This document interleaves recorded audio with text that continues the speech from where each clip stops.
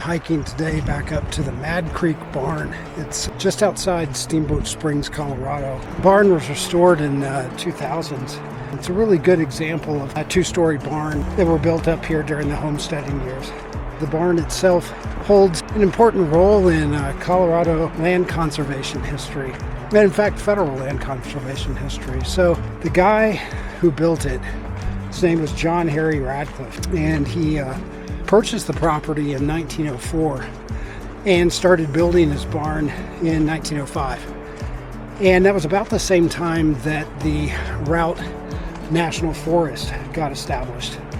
And he had been taking some of the timber to build his barn and his homestead, what was effectively early natural resources belonging to the federal government.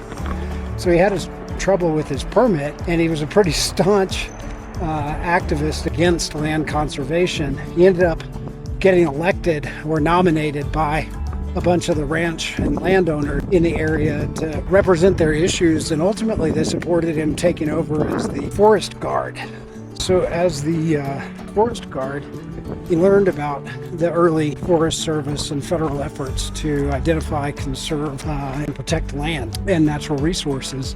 And he converted over time from being staunch opposition to a really vocal advocate. He served as the forest guard for about 10 years, until 1914, at which point in time, because of several personal lawsuits that he had taken on during the conduct of his duties, he ended up having to sell the barn to another private owner. So the barn, once he sold it, stayed in private ownership until 1979. At that point in time, it was purchased by the Forest Service. And then in the year roughly 2000, 2001, it underwent restoration from the Forest Service, from Routt County Historical, and from Routt County itself.